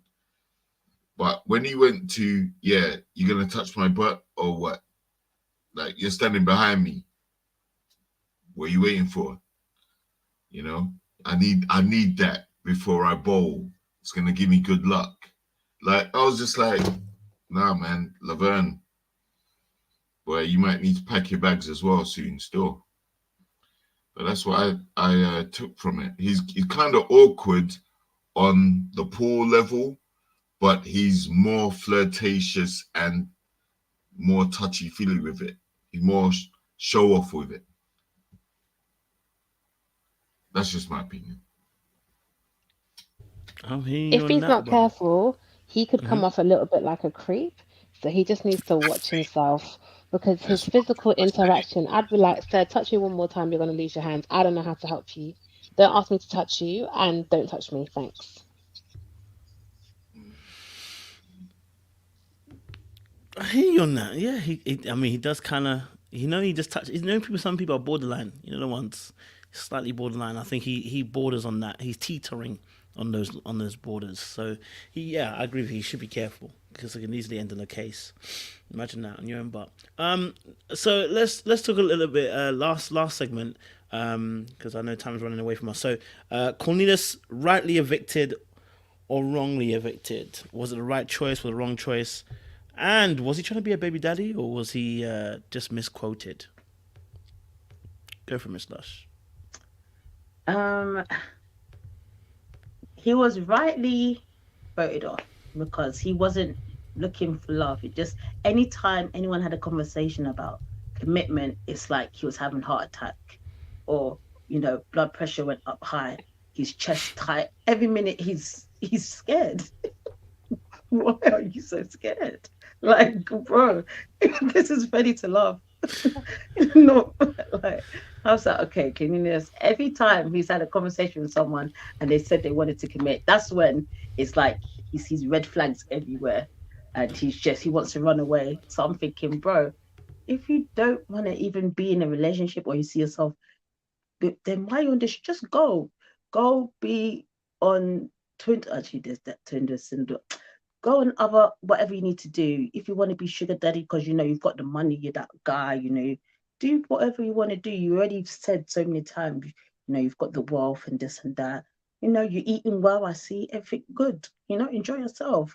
You know, in Africa, the women will look after you well, feed you well, but you are not ready to love. You're wasting people's time. Don't waste people's time. You want to have kids, but as soon as someone's saying, yeah, I'm ready to settle down, you're like, no oxygen. I can't believe it, my friend. Relax, like it's not that deep. But but when it comes to him and Paul, because I don't like Paul, that Paul is just doing too much. I feel like I don't know. I wish both of them just went. Can you just double? You've done double. You're bringing two new people on anyway. Just let them both go. I wanted Paul to go. I would have preferred Paul to go. But if I'm being realistic and I'm being true to the process in the show, dude, Cornelius just was ready to have fun and wasn't ready to love. So it is what it is. But I wanted Paul. I don't know how Paul must have 10 lives. Like he's been saved too many times. He needs to go. Please. And I'm happy Cornelius left because we don't want brother to have a heart attack. One more person telling him that they want to commit, he would have flatlined. That would have been the end emergency. So we don't want to see that. So you're safe, my bro. You're safe. Hey man, he running from commitment, boy. He literally said to the left, everything commitment to the left. JR, what was your thoughts in regards to to our boy Cornelius, man? Baby daddy, what does he want to be a baby daddy, or did it sound like he wants to be a baby daddy? I don't know. What was your kind of thoughts on Cornelius? Yeah, definitely wanted to be a baby daddy. He alluded to the fact that he doesn't have kids already, and he hasn't been married previously either. So I think he really is at a stage now where that is probably a priority, like somewhere up there for him. And like I said earlier, like there's nothing wrong with wanting kids, but you should want to have a stable foundation to raise those children with. And that means have a solid relationship leading to commitment first before popping out the kids. Because when, like, he's been saying, like, he's been giving off baby daddy vibes from the moment he got there. And like Miss Last said, the moment anyone mentions a C word, boy, this guy takes out the handkerchief and starts sweating, starts dabbing his head. He's like, whoo, boy, I need a stiff drink. You say the C word? You know, so definitely a commitment phobe. And he's probably ready to make babies or ready to lust, but not ready to love. That part. Oof. Okay, sir. Oof. Oof. I hear you. Charlene, what's your thoughts on Cornelius? Okay. So I watched an interview with Cornelius, right? And he was telling the interviewer about his past. And he was talking about the fact that he's been in polyamorous relationships twice. Now, to see Fab, Fab, stop it, please. Now, here's the thing. Whilst his answers about commitment, marriage, and children turn the women off, and there's no right or wrong, it turned them off. So he got voted off. I would love for somebody to have asked him the question, what is it that you want? What do you foresee in your future? Because he may not want the traditional marriage, the traditional dyad marriage. He may want polyamory. He may want, I don't know, to financially be there for multiple women with a bag of kids. You never know. And I would have loved to have really gotten to know him a little bit more to really explore what that actually is. Because I think there's more to him than meets the eye. Problem is, he doesn't have that yet. Like, he's been in 2 polyamorous relationships, like you said. He doesn't have any kids yet. And those relationships didn't work. So he needs to act and get serious and realize maybe that's not the way forward. I mean, listen, I just think that Ready to Love need to be very much stringent about their guidelines on who they're letting through the door. because most women, if not all women on Ready to Love, are looking to get married. And if he is a man who is seeking polyamory, then that was never the place for him. Exactly. But we keep saying they need to change their guidelines. Well, maybe the gag is they don't want to change their guidelines because this is exactly what they want. TV, isn't it? Yeah, and maybe that's Entertainment. what it is. Yeah, 100%. I don't even know. To be honest, I don't know if I think he deserved to go. Not when we're keeping in people like Paul. That's my personal opinion. But But he wasn't ready to love. He was ready to lust, and he was ready to lay it down. I think he wanted to bust it wide open, and that's perfectly fine because other people are doing that too. But I think we have to be careful when we say like he wasn't ready to love, and I think that's a trigger for some people. They're obviously told to say at the end of the day, you're not ready to love, and I think that's a very interesting statement to tell anybody because, like Charlene said, well, maybe he is ready to love, but he's not ready to love in the same I can't think of the word, not environment, but in the same way that the majority or the same traditional way that the Traditional way, majority of other people want to. Do you know what I mean? yeah, but I have to say, like on all the seasons so far, we haven't seen a polyamorous relationship actually work. There is not one guy that's gone home with two girls. Yeah, that has not happened. So, and it wasn't going to happen this time either. There's none of the ladies that have indicated that they're open to that situation. And if he does get what he wants, which may be a polyamorous relationship, having kids with two different women in one household, living with that's not even happened on the show before. So maybe he's in the wrong place. Maybe, but that criteria that he's setting for what he wants, he's not going to find that there. All I was really saying if he expected to go home with two women, wrong show. All I was really saying is that we don't know what it is that he wants. I heard about polyamory on a separate interview. This was not something that was highlighted on the show. So, okay, you don't want marriage, or okay, this is what I'm alluding to, right? You know, when you're on a date and someone says something to you, the person you're dating across the table says something to you that to you is a red flag. What tends to happen is that red flag stops you in your tracks and you don't ask follow-up questions. Well, what does that thing mean that you've just said? There's no exploring about what that thing actually means. And so unfortunately, in Cornelius' scenario, there's just a lot of unanswered questions. That's all I'm saying. Oh, sorry, Joe. You're on mute. Yeah, we can only go by what the information that he's putting out there for us to consume.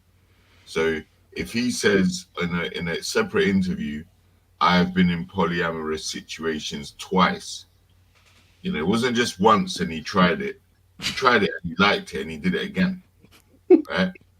And then the other thing is on the show, on Ready to Love, the commitment word, he's been sweating buckets.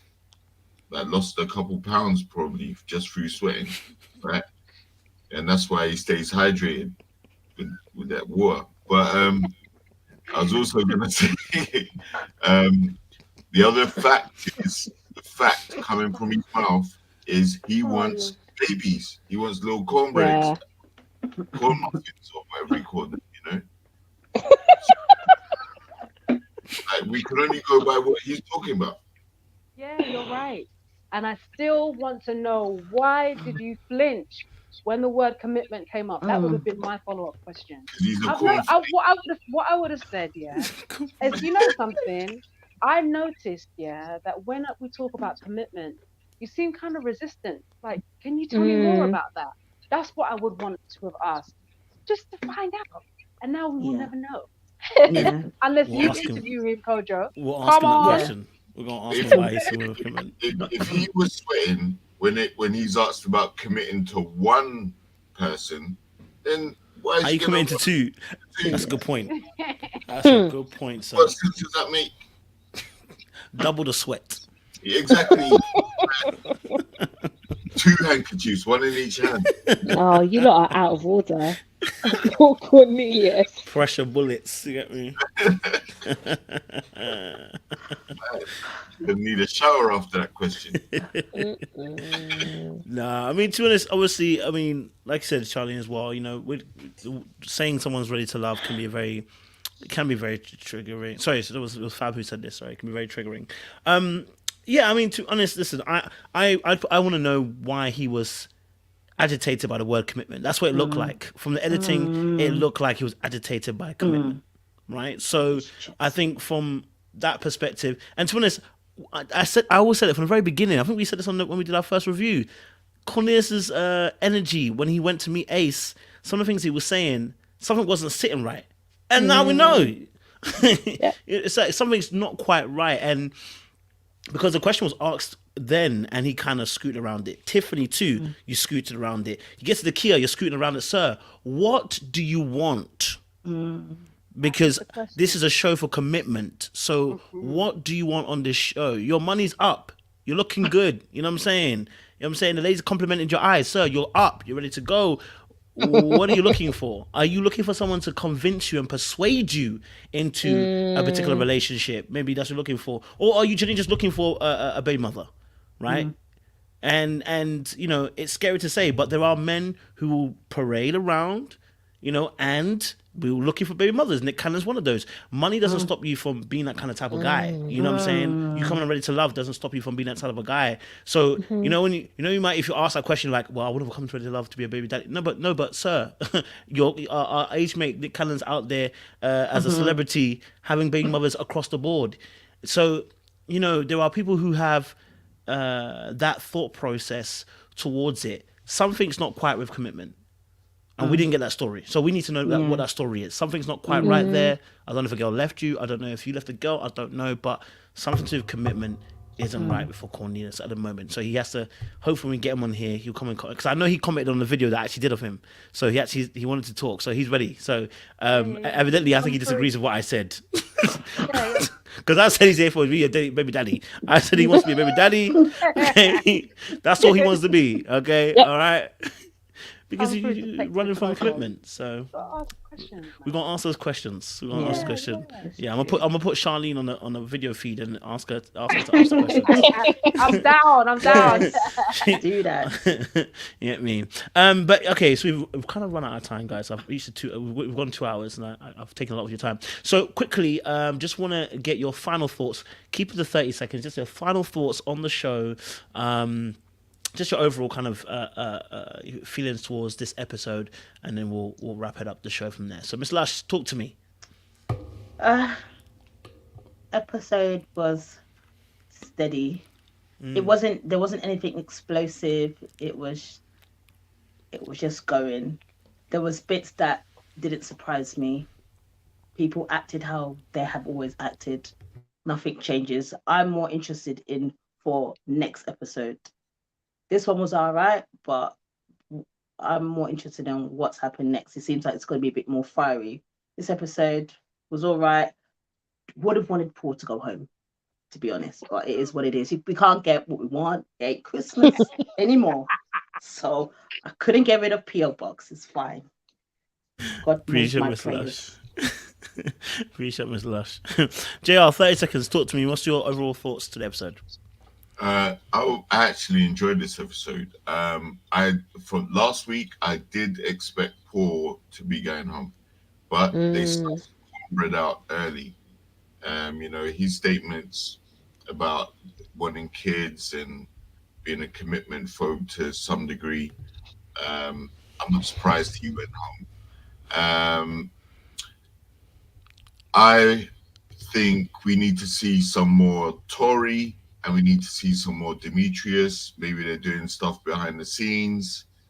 But I did notice their absence on this week. Tori, I know he's been in some scenes, but I need to see a bit more of his interactions with some of the ladies. And Demetrius, definitely after this episode, I need to see why he's been kept on. Love that point. Love that point. Charlene, what's your thoughts? I'll be honest.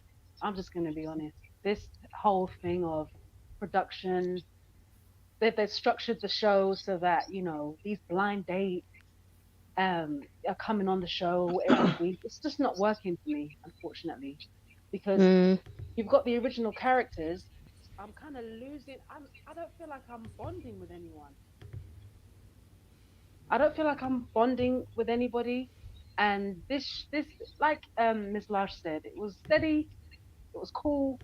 I think production have intended for things to be more fireworks with the introduction of these blind dates. It's not quite working. I love Ready to Love overall, but I'm hoping that next week is a better episode. Thank you very much.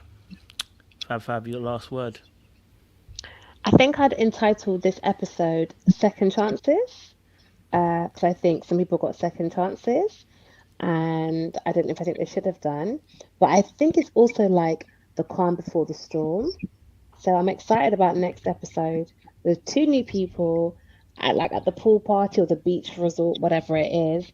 But yeah, I agree. I don't know if there's any one couple or any one person that I'm like, oh, I really love their energy. Intrigued to see what Demetrius brings. But yeah, I also quite like Precious. So I'm rooting for her. Love that. Well, guys and girls, sorry. It's been a lovely one today. It's been an amazing panel today. We've laughed and cackled. Listen, if you haven't watched the scene with Demetrius on the back of the bus, let me give you some context of why we were laughing, okay? Listen, we're from the ends. You guys might, in America, might call it the hood. When you roll through certain areas, you do what Demetrius did. You mind your own business, okay? And that's why we were laughing so much, because it was so real. I think we all have flashbacks of mind our own business on the back of the bus. But listen, if you've enjoyed it, please like it. Please share this video with someone and subscribe to the channel. You know, I have my wonderful, lovely guests. Let me quickly let them know where you can find them. Very, very quickly. Miss Lush, where can they find you? You can find me on Instagram at Miss Losh. My handle is there. Check me out. Holler at me. It's all good. Beautiful. JR, where can they find you? You can find me on Instagram at JRXTV and also at VIP Training. Love that. Charlene, where can they find you? You can find me, Charlene, the Vocal Alchemist, on Instagram, and you can also search for my channel on YouTube. Love that. And Fab, where can we find you? All over Instagram at That's Why I'm Fab, or on my podcast, Black No Filter. Beautiful stuff. Listen, audience, it's been great. It's been amazing. I'll be back in about 2.5 hours, guys. I'm going to watch Love is Blind. Watch it fresh, then give you a live at 12:30. Okay, all right. We're going. Okay, it's working. It's 12:30 now. Okay, no, it's 12:45, 12:50, guys. I'll be back. I'll have to be real myself. We'll be back a little bit later on tonight. We'll give you the Love is Blind episode 3. Please, no spoilers. Some of you have been chatting and thing and telling me stuff that's happened before it happens. I need to see it and watch it where I need to watch it. Okay, I will get to episode 5. Don't you worry. But listen, like, share, subscribe again. And we will see you very, very soon. Don't do anything I wouldn't do. There's not much I wouldn't do, so be careful out there. Hey, stay hydrated on those